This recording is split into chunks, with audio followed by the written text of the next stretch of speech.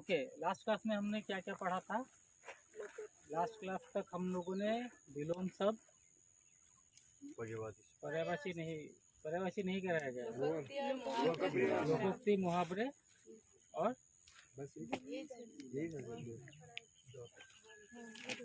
अच्छा ठीक है।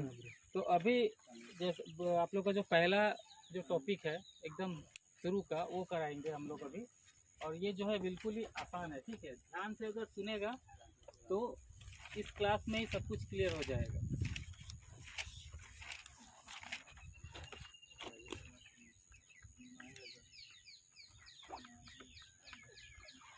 देखो, विकारी शब्द वे होते हैं जो लिंग वचन कारक, इन सब के कारण क्या होता है, उसमें परिवर्तन आता है। अभी जैसे मान लो मैं, मुझ, मुझे,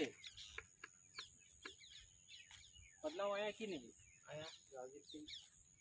है मैं ही, लेकिन जब बोलेगा मुझ या मुझ में, मुझे, तो लिंग वचन कारक इत्यादि के कारण अगर बदलाव आता है तो वो होता है विकारी शब्द। अब विकारी शब्द जो है वो टोटल कितना है, याद रखना, विकारी शब्द कितना है? 4 है। कितना है? 4।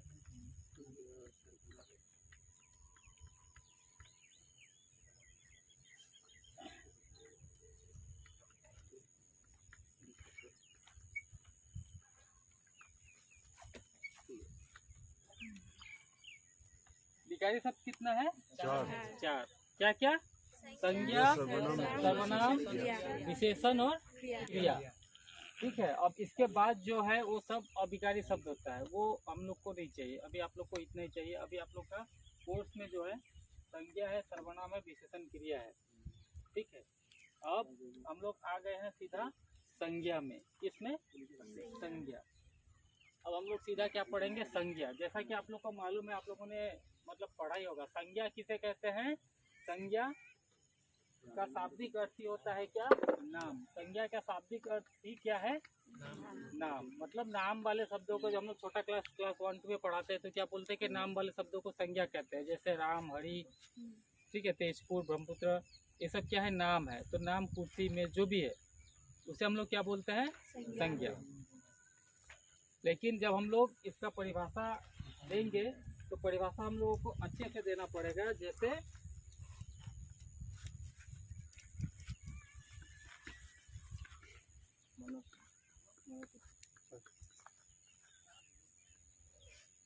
संज्ञा वे सब जो वस्तु, स्थान, भाव या किसे गुण या दोष को, वे शब्द जिससे हमें किसी वस्तु, स्थान, भाव, गुण, दोष के बारे में मालूम हो, वो क्या कहलाएगा? संज्ञा कहलाएगा। पहले में बोल दिया क्या है संज्ञा? क्या है? नाम वाले शब्दों को संज्ञा कहते हैं। जो भी नाम है वो क्या है? संज्ञा है।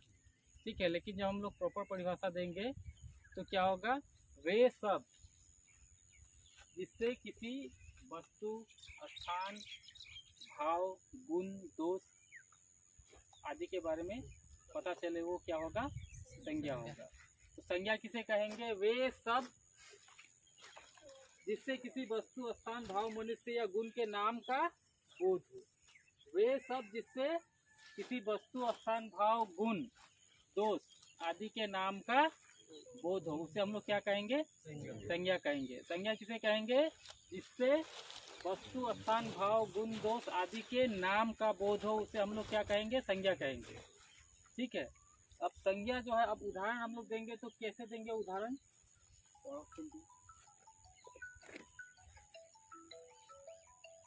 उदाहरण यहीं पे दे देता है। जैसे मान लो राम। अभी यहाँ पे एक चीज देखो, बुढ़ापा। हमने क्या लिखा है? बुढ़ापा। हमने बूढ़ा नहीं लिखा है, हमने क्या लिखा है? बुढ़ापा। ठीक है। तो बूढ़ा से बुढ़ापा होगा।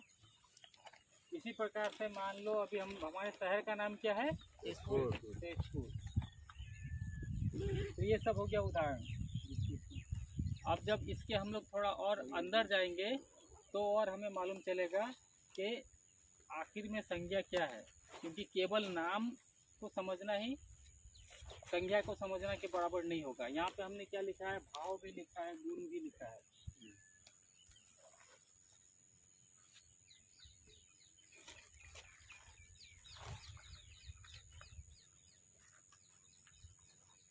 संज्ञा जो है यहाँ पे एक चीज ध्यान देना है, संज्ञा का जो प्रकार होगा, क्योंकि संज्ञा के बारे में पढ़ना मतलब उसके प्रकार के बारे में पढ़ना हमें आवश्यक है। संज्ञा का जो प्रकार होगा वो क्या है, संज्ञा हम लोग जानते हैं संज्ञा कितना प्रकार का है, संज्ञा 5 प्रकार का होता है।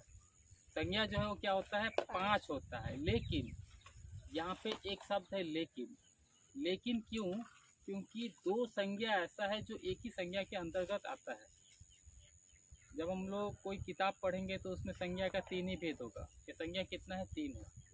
लेकिन जब कोई और किताब पढ़ेंगे तो उसमें हमें क्या मिलेगा कि संज्ञा 5 है एक ही चीज़। जब 3 पढ़ेंगे तो उसमें एक में 2 आ जाता है, मतलब 1 2 3 और 2 5, टोटल 5 ही होता है। तो संज्ञा कितना हुआ, 5।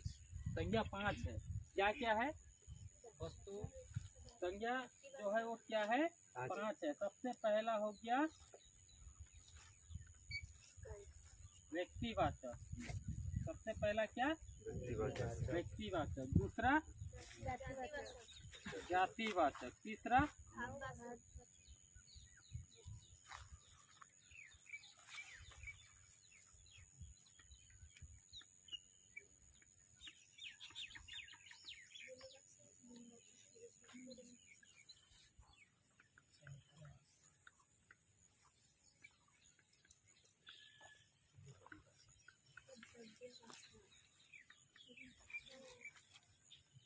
देखो संज्ञा जो है हम लोग हमने यहाँ पे लिखा है संज्ञा कितना है, 5 है।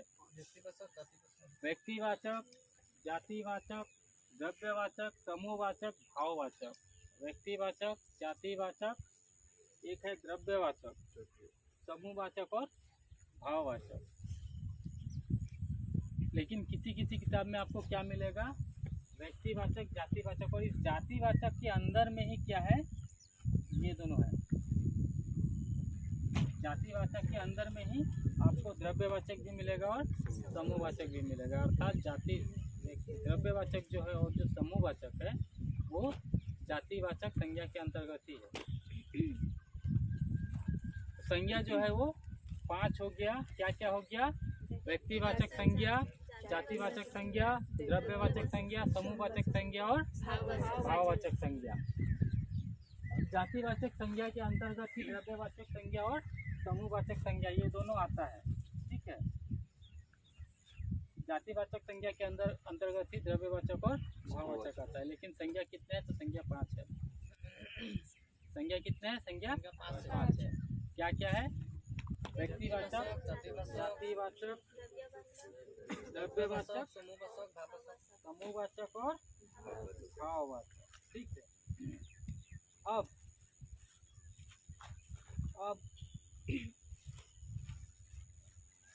व्यक्तिवाचक क्या होगा।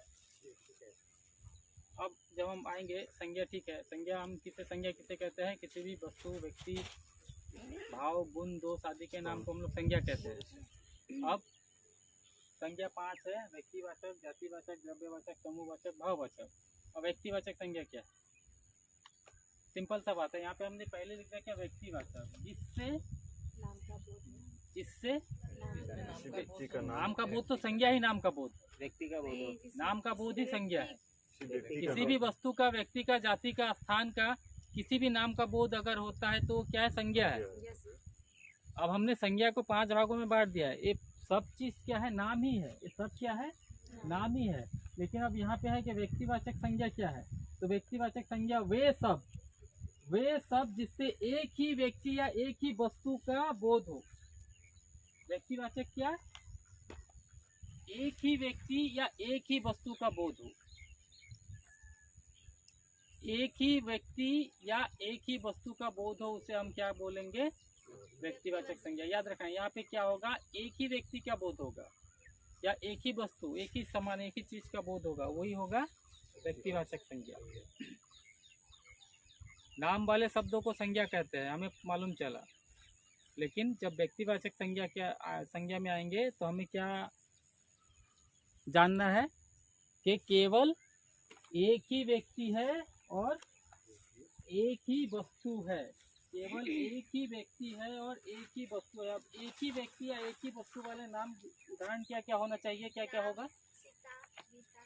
जैसे राम, सीता, गीता, दशरथ, न्यूटन, ठीक है, हिमालय, क्योंकि हिमालय क्या है, एक ही है। हिमालय और है क्या? नहीं है। पर्वत है, पर्वत जब बोलेंगे तो पर्वत क्या हो गया, एक समूह हो गया।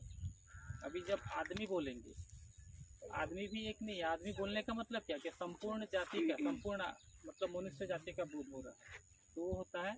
लेकिन अगर किसी पार्टिकुलर नाम होगा, जैसे यहाँ पे बहुत सारा, सबका अलग अलग नाम है, जैसे राम, ठीक है, तो केवल एक ही आदमी को दर्शा रहा है, तो वो क्या होगा, व्यक्तिवाचक। अगर एक ही है, अगर एक ही है, याद रखना एग्जाम में सवाल जो पूछा जाता है वो ऐसा ही पूछा जाता है। उदाहरण दे देगा कि ये कौन सा संज्ञा है, पीडीएफ फाइल दे दी, पीडीएफ फाइल दे दी मेरी पूरे, ठीक है।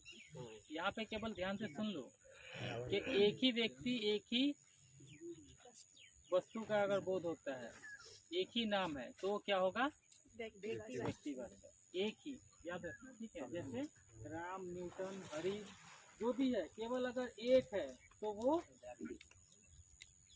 क्या होगा, व्यक्तिवाचक। अब व्यक्तिवाचक का सीधा उल्टा अगर हम लोग जाएंगे,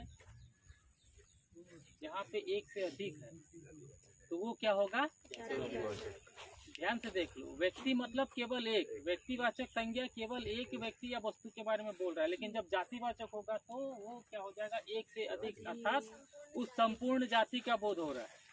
अभी हमने कहा राम, राम क्या होगा, व्यक्तिवाचक संज्ञा होगा। लेकिन मनुष्य बोलेंगे तो क्या हो जाएगा, जातिवाचक संज्ञा होगा, ठीक है। राम जब बोलेंगे तो क्या हो गया, वो व्यक्तिवाचक। क्यों? क्योंकि केवल एक ही व्यक्ति है। लेकिन जब मनुष्य बोलेंगे तो क्या हो जाएगा, संपूर्ण जाति। अब हिमालय बोलेंगे तो वो व्यक्तिवाचक होगा, लेकिन पर्वत या पहाड़ बोलेंगे तो जातिवाचक हो जाएगा, ठीक है। अभी गाय बोलेगा तो गाय क्या होगा, व्यक्ति होगा कि जाति होगा, जाति होगा, गाय जातिवाचक। गाय संपूर्ण गाय को दर्शा रहा है, इसलिए गाय क्या होगा, जातिवाचक होगा। बैल जातिवाचक संज्ञा होगा,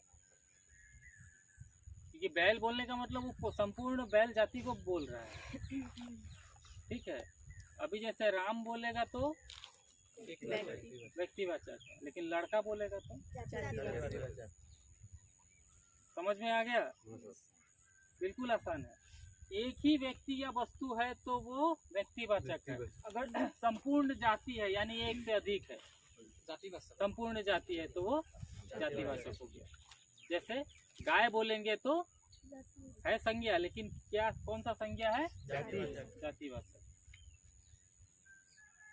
बैल बोलेंगे तो जातिवाचक, मनुष्य बोलेंगे तो जातिवाचक, हिमालय बोलेंगे तो व्यक्तिवाचक, पहाड़ बोलेंगे तो जातिवाचक। तो मेरे ख्याल से समझ में आ गया होगा। अब द्रव्यवाचक क्या है, जैसा कि नाम है द्रव्य, द्रव्य मतलब क्या, लिक्विड। द्रव्यवाचक जिससे किसी द्रव्य का बोध हो, जिससे किसी द्रव्य का नाम का बोध हो, क्योंकि नाम ही संज्ञा है, तो द्रव्य का बोध मतलब द्रव्य का नाम का बोध हो, उसे हम क्या बोलेंगे, द्रव्यवाचक। जैसे द्रव्य क्या क्या होता है, सोना, चांदी, पानी, ठीक है, हाँ, दूध, सोना, चांदी, ये सब क्या है, द्रव्य। तो जो लिक्विड है, अगर उसका बोध होता है तो क्या होगा, द्रव्यवाचक। अब यहाँ पे एक चीज ध्यान दो कि अर्थ के अनुसार एक ही संज्ञा जातिवाचक भी हो सकता है और व्यक्तिवाचक भी हो सकता है। उसका उदाहरण देख लो कि मान लो फॉर एग्जांपल घी, अगर वाक्य है कि आजकल बाजार में बहुत प्रकार के घी उपलब्ध है, तो ये कौन सा संज्ञा होगा, आजकल बाजार में बहुत प्रकार के घी उपलब्ध है। ठीक है,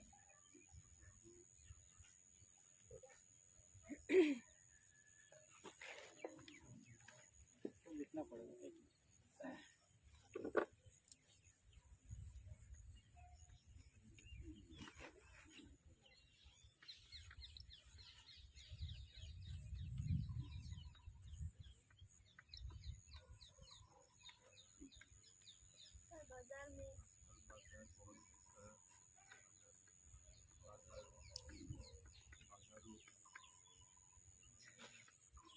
यहाँ पे भी क्या आया है, घी आया है।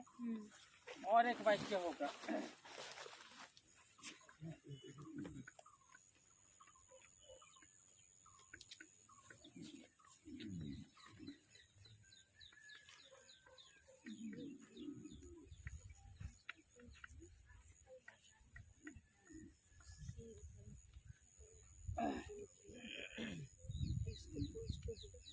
देखो आजकल बाजार में बहुत तरह के घी उपलब्ध है। हमने पहले क्या बोला कि द्रव्यवाचक वो होता है जो किसी भी द्रव्य का बोध कर रहा है, लेकिन जब हम लोग बोलेंगे आजकल बाजार में बहुत तरह के घी उपलब्ध है, यहाँ पे द्रव्य का तो बोध हो रहा है, लेकिन इसके साथ साथ संपूर्ण जाति का बोध हो रहा है। लेकिन जब हम लोग बोलेंगे जो घी खाता है वह हृष्ट होता है या हट्टा कट्टा होता है, जो घी खाता है वो क्या होता है, हृष्ट। ठीक है, जो घी खाता है वो हृष्ट होता है। तो यहाँ पे क्या है, ये कौन सा होगा, ऊपर में जो घी है, ऊपर में जो घी है ये कौन सा घी है, घी तो द्रव्य ही है। यहाँ पे भी जो घी है ये भी द्रव्य है। लेकिन वाक्य के अनुसार हमने पहले क्या बोला कि अर्थ के अनुसार क्या होता है, द्रव्यवाचक संज्ञा जो है वो क्या होता है, व्यवहार होता है। अर्थ के अनुसार, अर्थ के अनुसार क्या होता है, द्रव्यवाचक संज्ञा का जो व्यवहार जो है वो अलग अलग जगह में अलग अलग तरह से होता है। अलग अलग तरह का मतलब, अलग अलग तरह का मतलब केवल वो जातिवाचक के रूप में व्यवहार होता है। अर्थ के अनुसार द्रव्यवाचक संज्ञा जो है वो जातिवाचक भी हो सकता है और द्रव्यवाचक भी हो सकता है।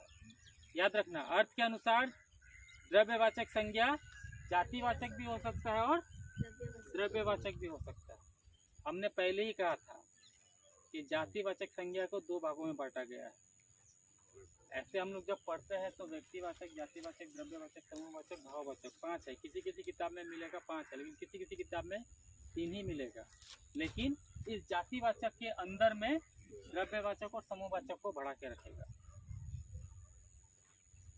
तो द्रव्यवाचक जो है वो अर्थ के अनुसार जातिवाचक के रूप में भी व्यवहार होता है। अभी जो ऊपर वाला जो शब्द है, आजकल बाजार में बहुत तरह के घी है, बहुत तरह के घी मतलब संपूर्ण घी जाति का बोध हो रहा है, इसलिए वो क्या होगा, ये जो वाक्य है ये द्रव्यवाचक संज्ञा नहीं होकर ये जातिवाचक संज्ञा होगा। लेकिन जब हम लोग बोलेंगे कि जो घी खाता है, वहाँ पे केवल क्या हो रहा है, एक घी द्रव्य, तो इसलिए ये क्या होगा, द्रव्यवाचक होगा। बाजार में जो उपलब्ध है, बाजार में क्या एक ही उपलब्ध होता है क्या, बाजार में तो अनेक भी हो सकता है। बाजार में बाबा रामदेव का भी हो सकता है, ठीक है, अमूल का भी हो सकता है, बहुत तरह का है। तो इसलिए क्या हो गया, ये जातिवाचक हो गया। लेकिन अगला जो है, इसलिए वाक्य पहले पढ़ना पड़ेगा, वाक्य को पढ़ के देखना पड़ेगा। और एग्जाम में जो है सवाल जो है इसी तरह का दिया जाता है कि ये कौन सा संज्ञा है। मतलब उपरोक्त वाक्य में ये सपोज ये वाक्य दे दिया कि इसमें जो घी है वो क्या है, जातिवाचक है, द्रव्यवाचक है, समूहवाचक है, व्यक्तिवाचक है, क्या है। तो जब मालूम रहेगा तुम तभी कर पाएगा, अगर मालूम नहीं है कॉन्सेप्ट तुम कैसे कर पाएगा। तुम्हें मालूम है संज्ञा नाम वाले शब्दों को संज्ञा कहते हैं, ये सबको मालूम है क्योंकि हम लोग 1 2 से पढ़ाते हैं। नाम वाले शब्दों को संज्ञा कहते हैं, लेकिन संज्ञा जो है वो 5 प्रकार का है, जातिवाचक, व्यक्तिवाचक, द्रव्यवाचक, समूहवाचक, भाववाचक। हमने जातिवाचक को पढ़ा, जातिवाचक में क्या होता है, केवल एक ही नाम होता है, एक ही स्थान। व्यक्तिवाचक में क्या होता है, केवल एक ही नाम होता है, एक ही स्थान होता है। जब हम लोग जातिवाचक में चले जाएंगे तो व्यक्तिवाचक क्या क्या होगा, उल्टा हो जाएगा, अर्थात यहाँ पे बहुत सारे होगा, संपूर्ण जाति का बोध होगा। उसके बाद जब द्रव्यवाचक में जाएंगे तो हमें मालूम है कि द्रव्य का नाम अगर है तो द्रव्यवाचक है, लेकिन द्रव्यवाचक जो है वो क्या है, वो जातिवाचक के रूप में भी व्यवहार हो सकता है। द्रव्यवाचक जो है वो अर्थानुसार दो रूपों में व्यवहार होता है, या तो जातिवाचक या द्रव्यवाचक। ठीक है, वाक्य के अनुसार, अर्थ के अनुसार। तो ये समझ में आ गया होगा। Yes sir.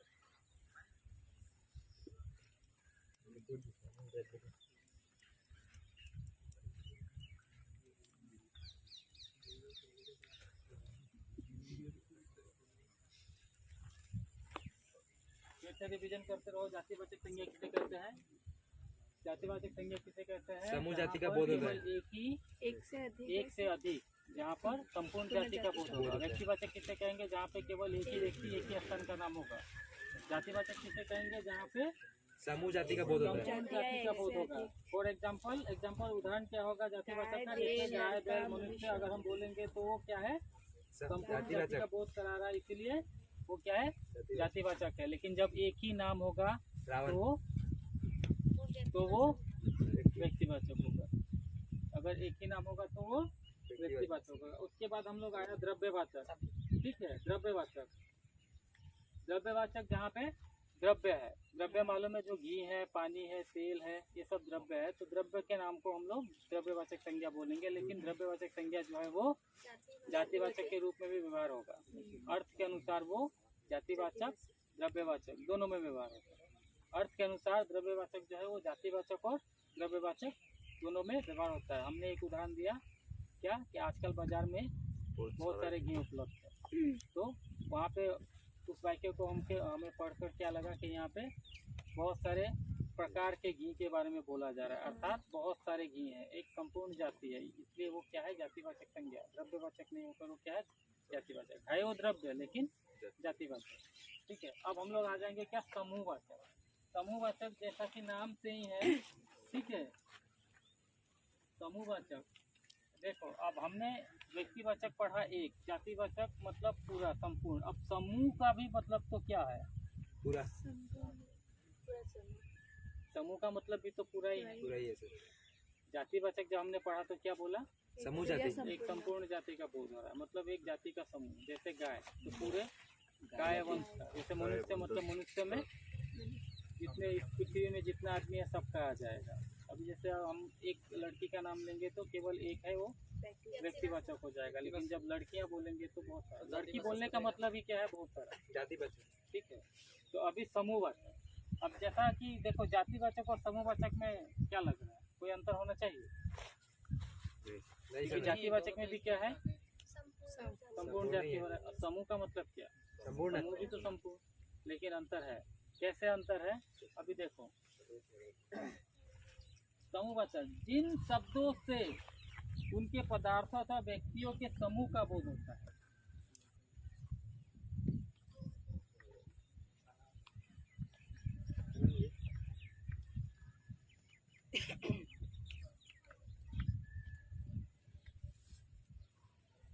यहाँ पे क्या बोल रहा है कि जिन शब्दों से पदार्थों अथवा व्यक्तियों के समूह का बोध होता है उसे हम लोग क्या बोलते हैं? समूहवाचक। याद रखना एक चीज, देखो जातिवाचक, जैसे हमने गाय बोला तो जातिवाचक, लेकिन हम लोग जैसे बोलेंगे सेना, हम लोग जब बोलेंगे सेना, ठीक है, अभी सेना में क्या होगा? सेना में बहुत सारा मतलब पलटन हो सकता है ना। एक सेना मतलब क्या? उसमें बहुत सारा हो सकता है, उसमें आईटीबीपी भी हो सकता है, बीएसएफ भी हो सकता है, मिलिट्री भी हो सकता है, कुछ भी हो सकता है। जब हम लोग बोलेंगे सेना, तो सेना क्या कर रहा है? यहाँ पे बहुत सारा व्यक्तियों के समूह का बोध कर रहा है। सेना क्या है? व्यक्ति मतलब आर्मी का या पुलिस का, डिफेंस का एक पूरा समूह है, इसलिए सेना क्या है? समूहवाचक है। तो यही अंतर है जातिवाचक और समूहवाचक। समूहवाचक मतलब क्या? जातिवाचक में तो क्या होता है कि उस पूरे जाति का बोध होता है, लेकिन समूहवाचक में क्या है? उस जाति का समूह का पूरा बोध होता है। लगभग एक ही लगभग एक ही नहीं है, कैसे?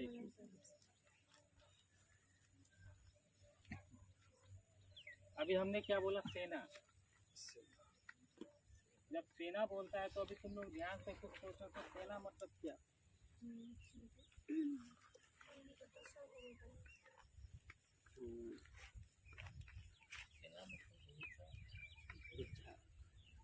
जैसे झुंड, अभी झुंड किसका झुंड हो सकता है? बहुत सारा लोग, झुंड हाथियों का झुंड हो सकता है, भेड़ चिड़ियों बकरियों का झुंड हो सकता है, गाय का झुंड हो सकता है, बैल बकरियों का झुंड हो सकता है। देखो गाय जो है क्या है, एक जाति का बोध करा रहा है, लेकिन जब झुंड बोलेंगे तो उसमें बहुत सारा जाति का बोध हो रहा है। जर्सी देसी। समझ में आ रहा है? हाँ सर, अब आ रहा है। जब गाय बोलेंगे तो उसमें केवल एक जाति है, गाय जाति, वो है जातिवाचक, वो अकेला नहीं है, वो संपूर्ण गाय जाति का बोध कर रहा है। लेकिन जब झुंड बोलेंगे तो झुंड जो है वो गाय का भी हो सकता है, वो हाथी का भी हो सकता है, वो मनुष्य का भी हो सकता है। हम लोग की झुंड में सर। हाँ, तो इसीलिए वो क्या होगा, झुंड क्या होगा, समूहवाचक। समझ में आ रहा है? आ रहा है सर। उसी प्रकार हमने पहले क्या बोला, सेना। सेना क्या है, समूहवाचक। सेना समूहवाचक। এটা এটা সেপারেট হয়েছে না এটাই না सेना क्या है, समूहवाचक। अभी गुच्छा, अभी गुच्छा क्या, चाबियों का गुच्छा, अंगूर के गुच्छा। अंगूर का गुच्छा मतलब क्या? अंगूर जब बोलेंगे तो क्या है? अंगूर मतलब बहुत सारा सर, वो जाति बचे। अंगूर, एक टुक में बहुत सारा लगता है। अंगूर जब बोलेंगे, ওই पीछे का क्या हो रहा है ध्यान से सुनो, नहीं तो देखो कंफ्यूज हो जाएगा। समझ गया कि नहीं? अब यहाँ पे हमने पहले बोल दिया है, देख लो। हाँ, कि द्रव्यवाचक जो है वो जातिवाचक के रूप में भी व्यवहार होता है। अभी समूहवाचक जो है वो भी क्या होता है, जातिवाचक के रूप में व्यवहार होता है। समूहवाचक भी जो है वो भी क्या है, जातिवाचक के रूप में व्यवहार होता है। तो यहाँ पे जो परीक्षा लेने वाला होता है वो इतना मतलब दयावान नहीं होता है जो तुमको व्यक्तिवाचक का सवाल पूछेगा। वो तुमसे सवाल पूछेगा या तो जातिवाचक का या भाववाचक का। क्योंकि उन लोग को भी मालूम है, व्यक्तिवाचक सबको मालूम है। वो सवाल पूछेगा तो जातिवाचक का या भाववाचक का। अब जातिवाचक में फिर दो है, द्रव्यवाचक, समूहवाचक। ठीक है, वो ऐसा ही सवाल पूछेगा जिसमें तुमको थोड़ा मेहनत, थोड़ा दिमाग लगाना पड़ेगा। अभी हमने पहले बोला था, देखो हाँ, कि द्रव्यवाचक जो है वो जातिवाचक के रूप में व्यवहार होता है। अभी हमने एक एग्जांपल दिया था घी का। पानी हो चाहे दूध हो, दही हो, जो भी हो, ये द्रव्य है। अभी घी जो है बाजार में अगर बहुत सारा घी उपलब्ध है तो वो क्या हो गया, जातिवाचक। लेकिन अगर अकेला घी है तो वो हो गया द्रव्यवाचक। उसी प्रकार से समूहवाचक जो है वो क्या है, याद रखना। समूह, हमने एग्जांपल क्या दिया है, सेना। सेना में क्या होता है, बहुत सारा अलग अलग टुकड़ी होता है ना, अलग अलग टुकड़ियों का समूह हो गया सेना। अभी जैसे झुंड, हाथी का भी हो सकता है, मनुष्य का भी हो सकता है, चिड़ियों का भी हो सकता है, कुछ भी हो सकता है। अभी उसी प्रकार से गुच्छा, चाबियों का गुच्छा हो सकता है, अंगूर का गुच्छा हो सकता है। जहाँ पे बहुत सारा मतलब वस्तुओं का या फिर बहुत सारा जातियों का मिलाकर अगर कोई शब्द है, कोई नाम है, तो वो है समूहवाचक। ठीक है, किसे बोल रहा है, एग्जाम लेगा तब समझ में आएगा।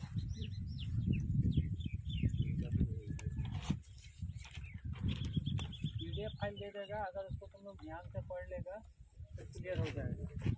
ठीक है, PDF फाइल दे देगा, वो अगर पढ़ लेगा तो तुम लोग का क्या होगा, ध्यान से क्लियर हो जाएगा।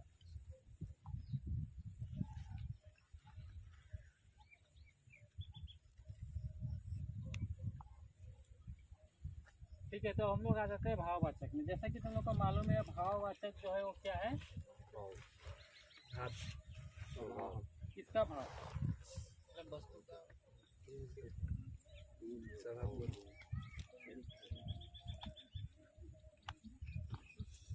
किसका भाव, दाम का भाव फर्स्ट दाम का। एक को निकालो भाव का मतलब ये नहीं, एक को लेके जाओ वो मोल भाव नहीं। भाव मतलब क्या? भाव हिंदी में जो भाव होता है वो क्या होता है? हमारे अंदर होता है, हमारे अंदर का भाव। ठीक है, भाव हमारे अंदर का भाव जो है वो भाव।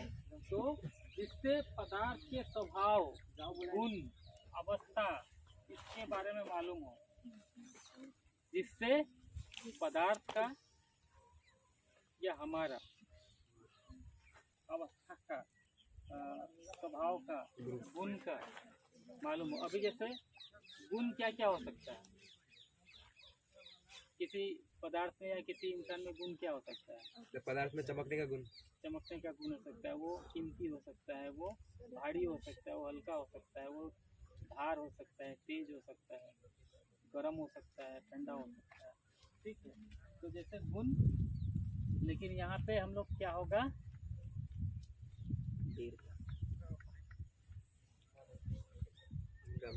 याद रखना, वीर संज्ञा नहीं है, लेकिन वीरता संज्ञा है। गर्म संज्ञा नहीं है, लेकिन गर्मी संज्ञा है। उसी प्रकार से स्वभाव में जब हम लोग आएंगे तो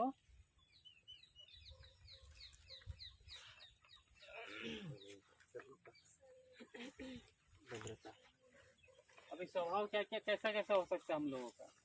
कोई सरल हो सकता है, सरल व्यक्ति। कोई क्या हो सकता है? उग्र व्यक्ति या क्रोधित। तो सरल जो है, मान लो हमने कहा वो सरल व्यक्ति है, तो सरल जो शब्द है वो संज्ञा नहीं है। सरल से सरल, अभी आगे हम लोग जब जाएंगे तो हम लोग पढ़ेंगे कि भाववाचक संज्ञा से किस प्रकार मतलब परिवर्तित किया जाता है। संज्ञा जो है वो विशेषण से, क्रिया से किस प्रकार से उसे हम लोग भाववाचक संज्ञा में बदलते हैं। तो स्वभाव में जैसे सरलता, नम्रता, याद रखना, सरल अगर है शब्द तो वो संज्ञा नहीं है। सरल से क्या बना है? सरलता। सरलता क्या है? संज्ञा। सरलता जब हम लोग बोलते हैं तो उससे क्या बोध हो रहा है? सरलता भी क्या है? एक नाम है। सरलता भी नाम है। किस किस चीज का नाम है? स्वभाव का नाम है। नम्रता, नम्रता, ठीक है, सरलता हुआ, नम्रता हुआ। अब जैसे वीरता,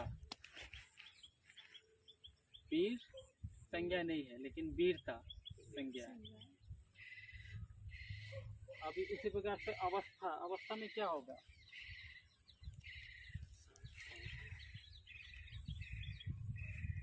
समस्या, स्वास्थ्य। अवस्था में क्या क्या होगा? स्वास्थ्य। अभी मान लो कोई सोया हुआ है तो हम लोग क्या बोलेंगे? निद्रा।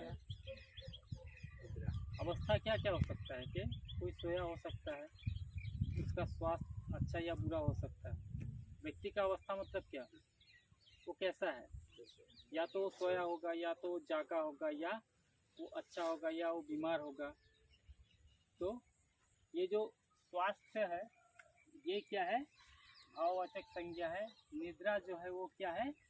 भाववाचक संज्ञा है। और एक रह गया क्रिया। क्रिया मतलब क्या? काम। ठीक है, क्रिया इसी भाववाचक में ही आएगा वो क्रिया। क्रिया मतलब क्या होता है? हम लोगों का काम। जैसे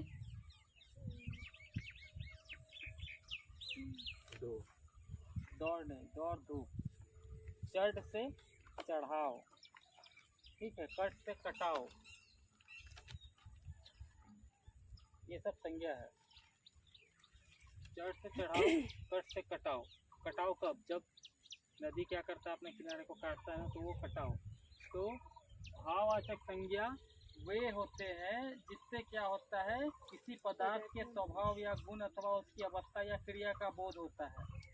ठीक है, भाववाचक संज्ञा जिस शब्द से किसी पदार्थ के स्वभाव, गुण, दोष, उसकी अवस्था का, नाम का बोध हो, उसे हम क्या बोलेंगे?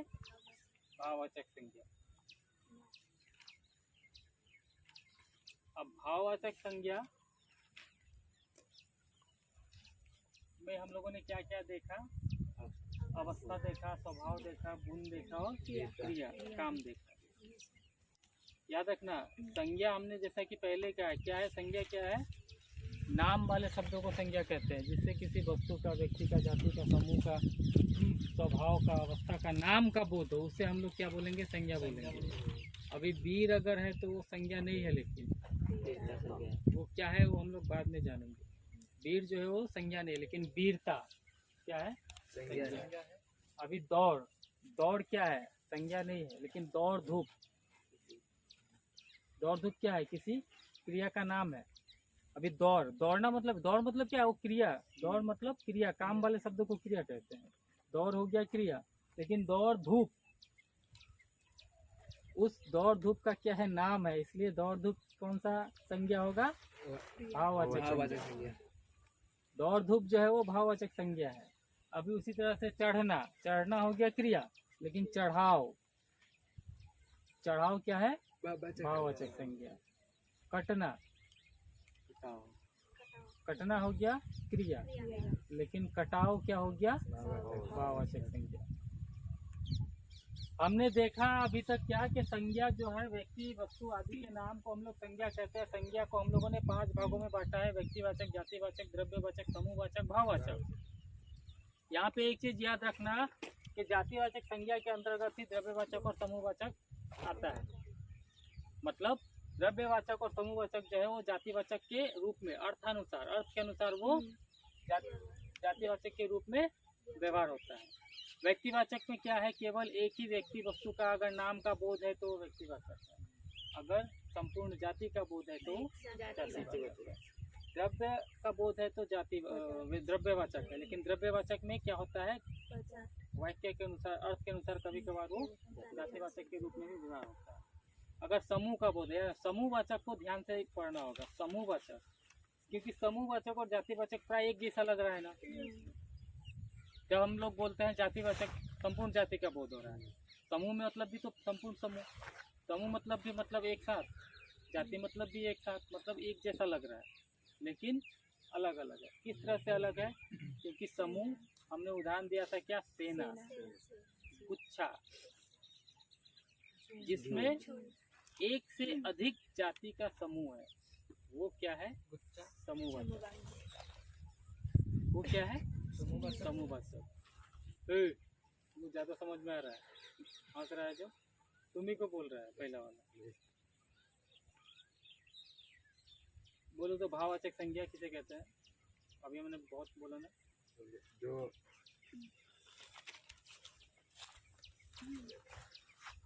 किसे बोल रहा है? संज्ञा,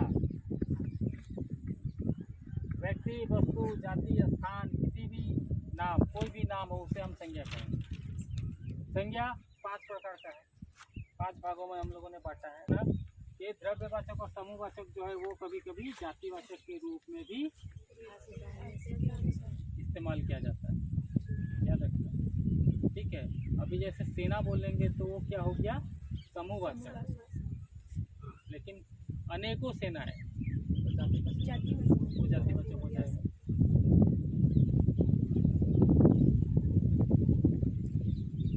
हाँ, अब एक चीज हमने थोड़ा पहले बोला था, ये तो हो गया संज्ञा किसके अनुसार? संज्ञा का 5 भेद जो है वो हम लोगों ने अभी पढ़ा। संज्ञा के 5 भेद जो किसके अनुसार है? याद रखना, अर्थ के अनुसार, अर्थ के अनुसार संज्ञा जो है 5 तरह का, अर्थ के अनुसार संज्ञा जो है वो 5 तरह का, अर्थ के अनुसार संज्ञा 5 तरह का। और संज्ञा 5 तरह का कौन कौन है, क्या क्या है, हम लोगों ने अभी ध्यान से उसे पढ़ा और जाना, समझा।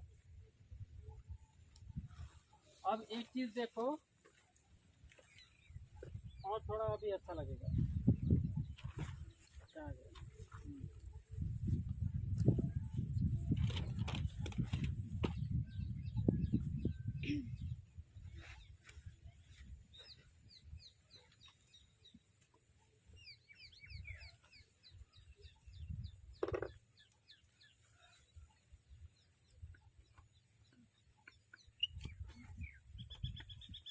अब संज्ञा का एक भेद और भी है, वो है क्या, व्युत्पत्ति के अनुसार।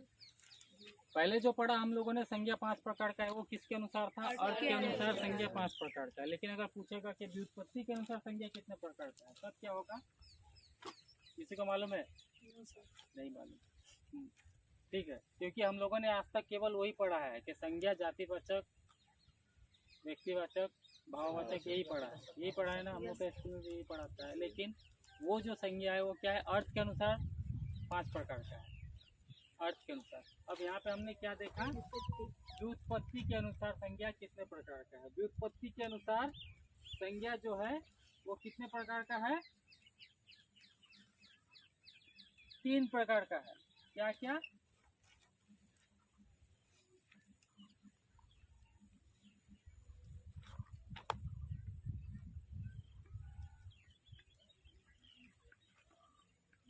ये सब PDF फाइल हम दे देगा, ठीक है।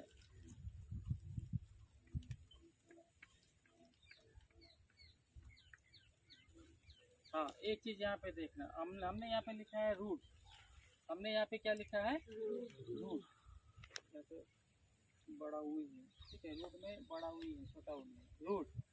हमने क्या लिखा है, रूढ़, यौगिक, योग रूट, रूढ़, यौगिक, योग रूट। व्युत्पत्ति के अनुसार संज्ञा जो है वो 3 प्रकार का है, रूढ़, यौगिक और योग रूट।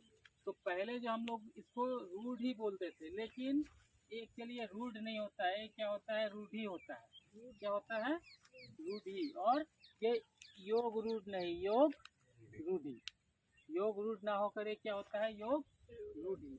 तो अब रूढ़ क्या होता है, रूढ़ क्या होता है या रूढ़ी। अर्थ के अनुसार संज्ञा 5 प्रकार का है, व्यक्तिवाचक, जातिवाचक, द्रव्यवाचक, समूहवाचक, भाववाचक। जातिवाचक जो है उसमें क्या है,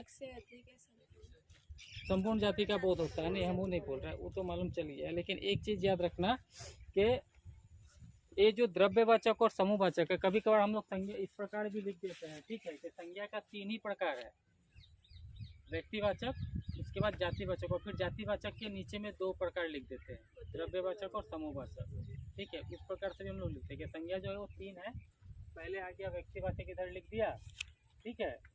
उसके बाद हम लोग जातिवाचक जब लिखेंगे ना, जातिवाचक जब लिखेंगे तो इसके नीचे में फिर हम लोग 2 दे देते हैं, एक द्रव्य और समूह। तो ऐसा नहीं करके संज्ञा 5 प्रकार का है बोलने से, क्योंकि अलग अलग किताब में अलग अलग तरह से मिलता है।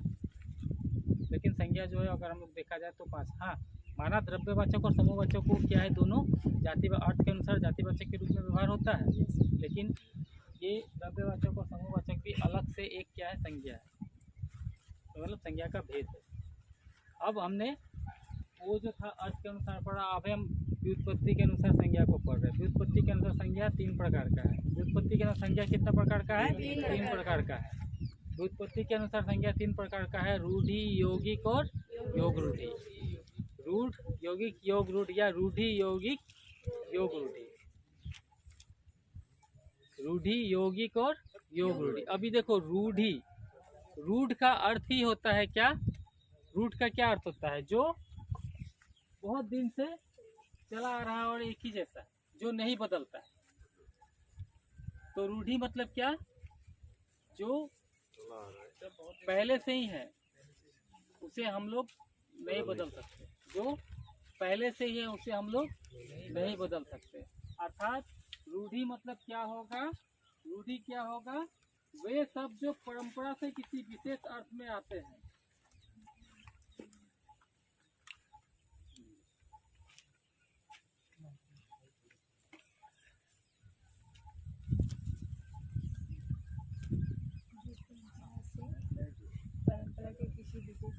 अभी लिखने का जरूरत नहीं है, सब वो दे ही देगा, ठीक है।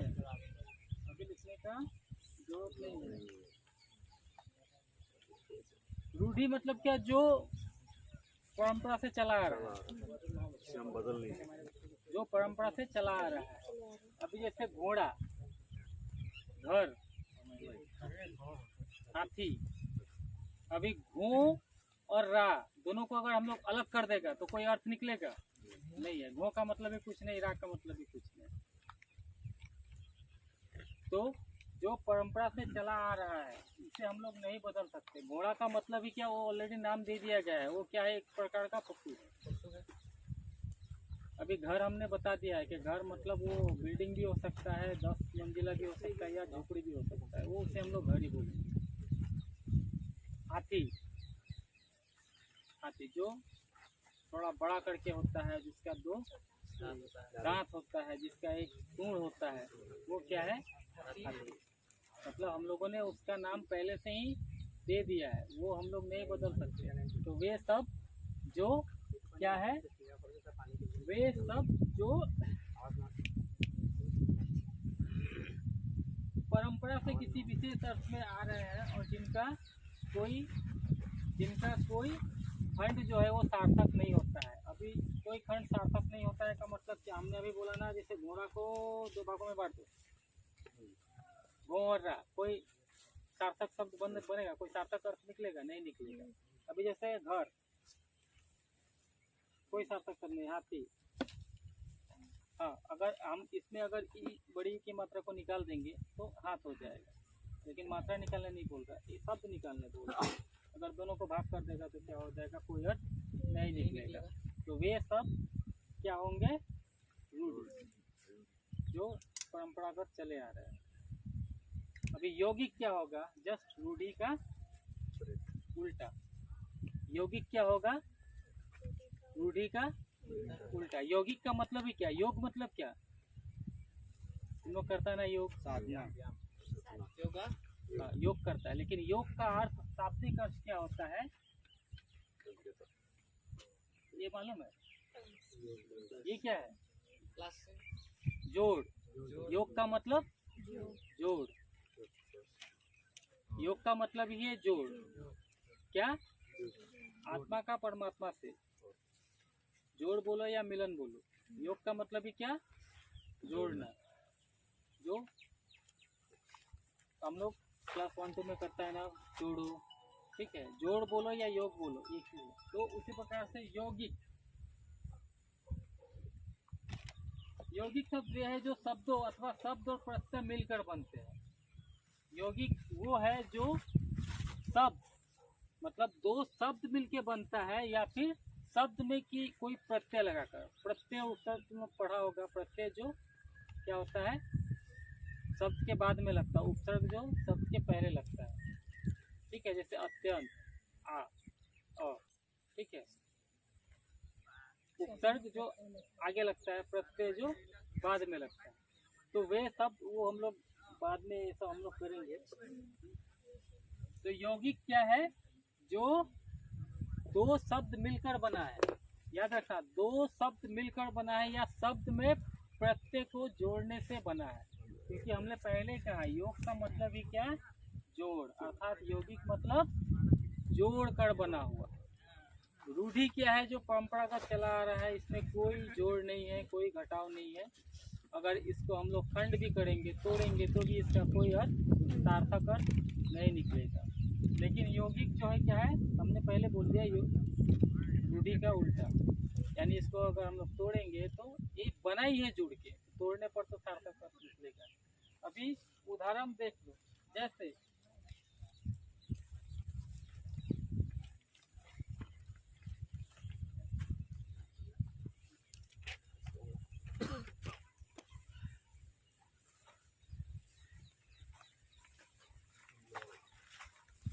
अभी पवन सर, 1 मिनट। पॉइंट क्या, घास वाला, पान वाला, पान जोड़ वाला।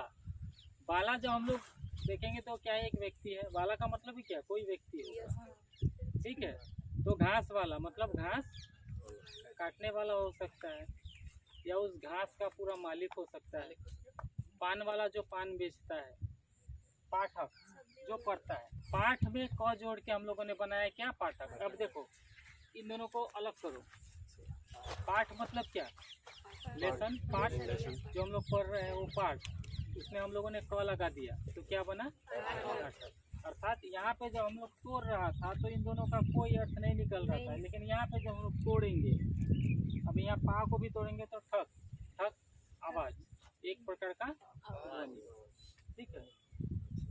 तो पाठ जोड़ का मिलके बना, जैसे घास वाला, पान वाला, जो दो शब्द को मिलकर बना है, जोड़ के बना है, वो क्या होता है? योगी। समझ में आ रहा है? रूढ़ी समझ में आ गया, यौगिक समझ में आ गया। अब हम लोग क्या है? योग रूढ़ी। क्या है? योग रूढ़ी। यौगिक शब्द योग रूढ़ी कहलाते हैं, जो परंपरा से किसी विशेष सांकेतिक अर्थ को प्रकट करते हैं।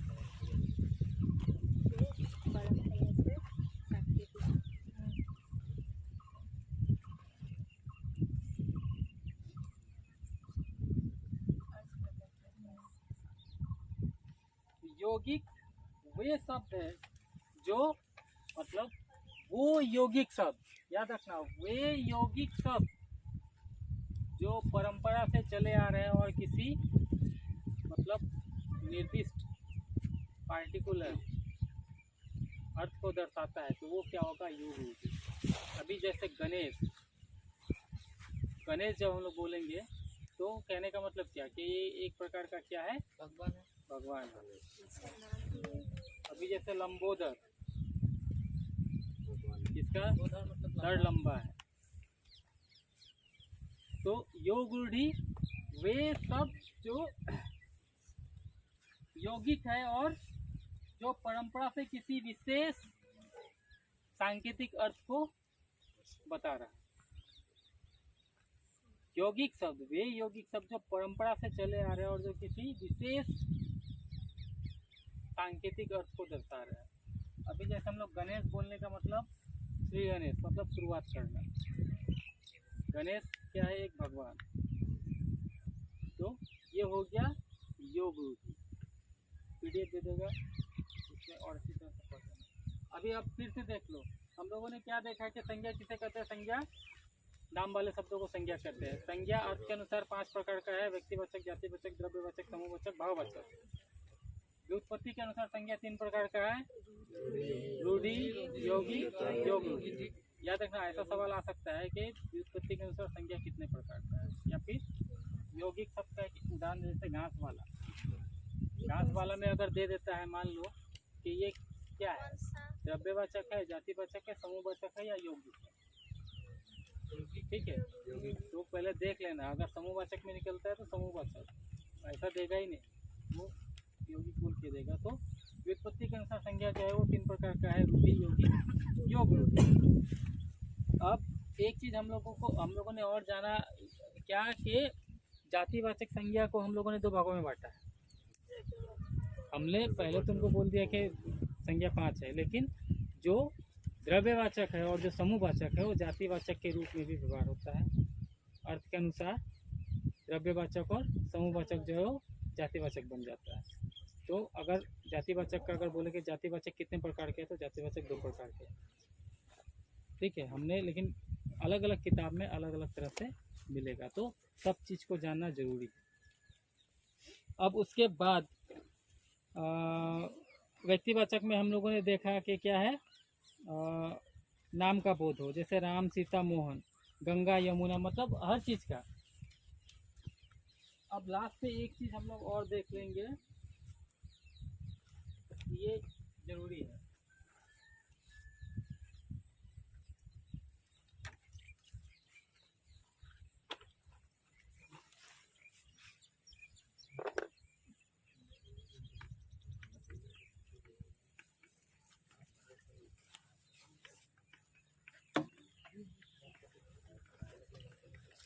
देख लो, ये चीज आता है, ठीक है।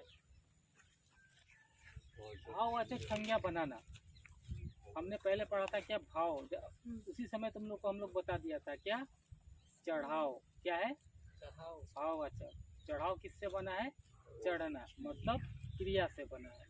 तो भाववाचक संज्ञा जो है वो 4 प्रकार से बनता है। भाववाचक संज्ञा जो है वो 4 प्रकार से बन सकता है। पहला नंबर हो गया जातिवाचक संज्ञा से।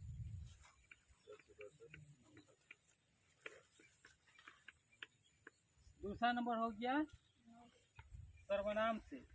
अभी हम लोगों ने क्या देखा? अभी हम लोगों ने संज्ञा ही पढ़ा।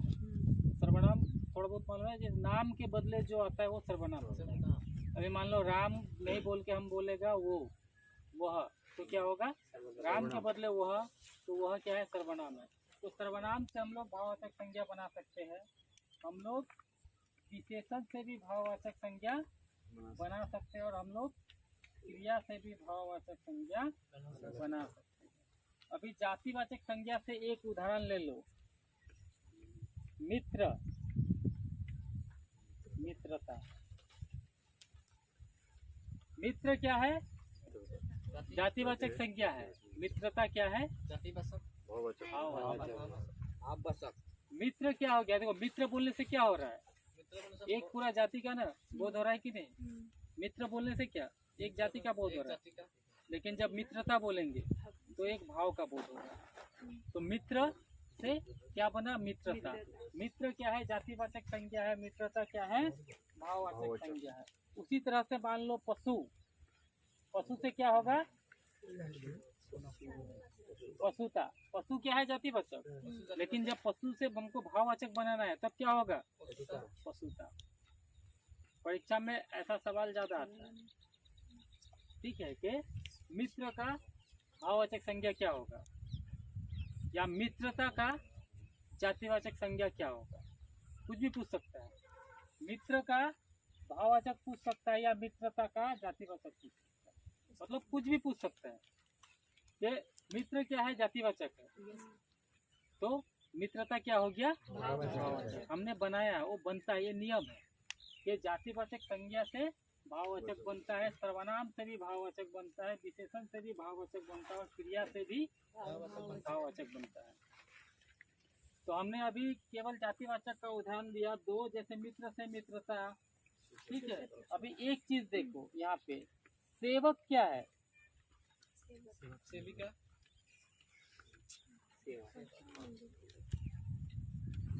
उनको अभी संज्ञा का ही कॉन्सेप्ट क्लियर नहीं हुआ है बाबू, वहाँ संज्ञा का ही कॉन्सेप्ट क्लियर नहीं हुआ है, ठीक है। सेवक सेविका कहाँ पहुँच गया है? लिंग में पहुँच गया। देखो, सेवक क्या है? सेवक एक जाति का बोध कर रहा है ना, पूरा जाति। तो सेवक क्या हो गया? जातिवाचक। लेकिन जातिवाचक से जब हम भाववाचक बनाएंगे तो सेवा क्या हो गया? भाववाचक। सेवा क्या है? भाव है। तो सेवक क्या है? जातिवाचक संज्ञा है। सेवा क्या हो गया? भाववाचक।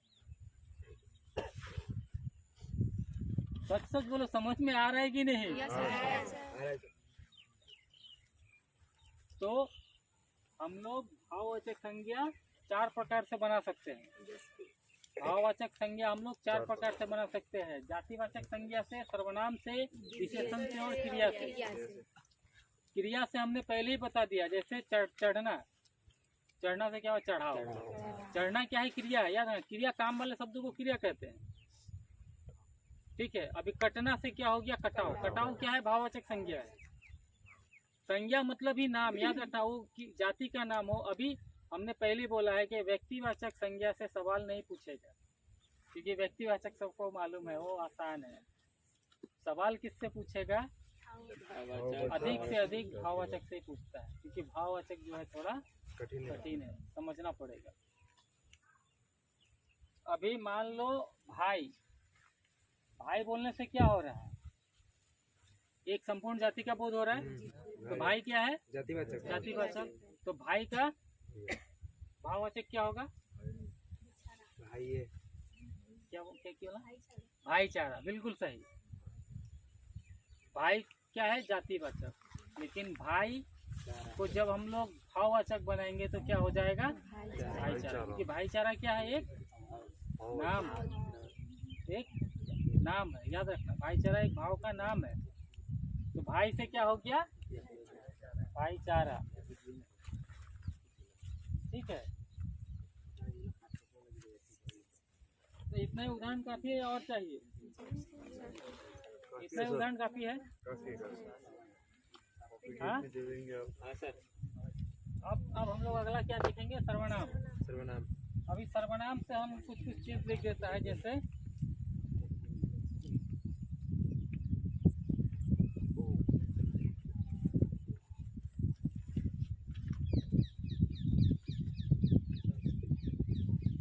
अभी सर्व क्या है? सर्वनाम है। पराया क्या है? वो भी सर्वनाम है।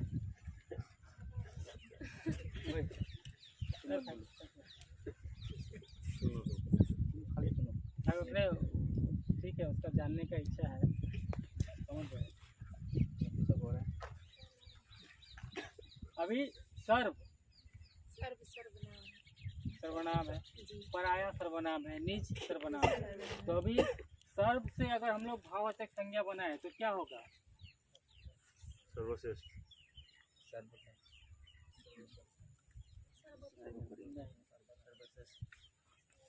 सर्व से क्या होगा? सर्वस्व, मतलब सब जगह। सर्व से क्या होगा? सर्वस्व। सर्वस्व। क्या सर्वस्व? सर्वस्व। सर्व से क्या? सर्वस्व। सर्वस्व क्या है? याद रखना, नाम है एक भाव। अभी उसी प्रकार पराया से, अपना से, अपनापन। तो पराया से परायापन। परायापन, अपनापन, परायापन, ये सब क्या है? भाववाचक संज्ञा है। अपनापन मतलब एक भाव आ रहा है कि नहीं, एक नाम है, भाव का नाम। इसी प्रकार से अंत में क्या हो गया? निज। निज मतलब अपना, तो निजत्व क्या हो जाएगा? निजत्व। ठीक है। और उदाहरण होगा और बाद में अगर कुछ होगा तो तुम लोग पूछना। अब विशेषण। विशेषण जैसा मालूम है, विशेषण किसे कहते हैं हम लोग? विशेषता बताने वाले शब्दों को विशेषण कहा जाता है। अभी मीठा से क्या होगा? मिठास। मधुर से मधुरता। गंभीर से गंभीरता। मूर्ख से मूर्खता। मूर्ख, मिठास, मधुर। मीठा से क्या हुआ? मिठास। मिठास। तो मिठास क्या है? ऑलरेडी भाववाचक संज्ञा है। उसी प्रकार भला से भलाई। भलाई, खुश से खुशी। अब क्रिया से हम पहले ही बता दिया था कि कटना से कटाओ, कट से कटाओ, कट से कटाओ। उसी प्रकार चढ़ से चढ़ाओ, चढ़ से चढ़ाओ। ठीक है। अभी मान लो हम बोलते हैं नाचना। नाचना क्या है? क्रिया है। तो नाचने का भाववाचक क्या होगा? नचाओ। नाचना क्या है? क्रिया। नाचना मतलब क्या? नाच रही है, एक क्रिया, काम है। लेकिन नाच नाच क्या होगा? भाववाचक संज्ञा। नाच एक भाव का नाम है। अभी उसी प्रकार से बचना से बचाओ, लूटना से लूट। लूटाओ अलग चीज है। लूटना से लूट। और फॉर एग्जाम्पल जैसे कमाना। काम यहाँ पे अलग, काम तो अलग चीज है। यहाँ कमाना मतलब पैसा कमाना। कमाई। कमाना से कामयाबी। क्या बोला था? इनकी कोई सिला? मैं नहीं बोला सर, ये बोल। कौन बोला? क्या बोला था? कोई बोला था, सही बोला था। कमाई। कमाना से कमाई। कमाई तो बोला सर, फिर उसके बाद जो बोला वो मैं नहीं बोला। कमाई तो मैं नहीं बोला सर। हाँ तो वही तो हम पूछ रहा था। उसके बाद भी एक बोला किसी ने, लेकिन वो मैं नहीं बोला था। मतलब कमाना कामयाबी से कोई बोला था। कमाई। तो हम लोग एक चीज ये ध्यान दे देना कि भाववाचक संज्ञा जो है वो जातिवाचक से भी बना हुआ है, सर्वनाम से भी बना हुआ है, विशेषण से भी बना हुआ है और क्रिया से भी बना हुआ है। इसीलिए भाववाचक जो है थोड़ा कठिन है। भाववाचक संज्ञा जो है वो जातिवाचक संज्ञा से बना हुआ है, सर्वनाम से बना हुआ है, विशेषण से बना हुआ है, क्रिया से बना हुआ है। और हम लोग जातिवाचक संज्ञा से भाववाचक बना सकते हैं, सर्वनाम से भाववाचक संज्ञा बना सकते हैं, विशेषण से भाववाचक संज्ञा बना सकते हैं और क्रिया से भी भाववाचक संज्ञा बना सकते हैं। तो सवाल ऐसा ही देगा कि कट क्रिया का भाववाचक क्या होगा? कटाओ। ठीक है। अब घर जाके जब पीडीएफ को अच्छी तरह से पढ़ेगा तो और थोड़ा सा क्लियर होगा। ठीक है। इतना यह दे होगा।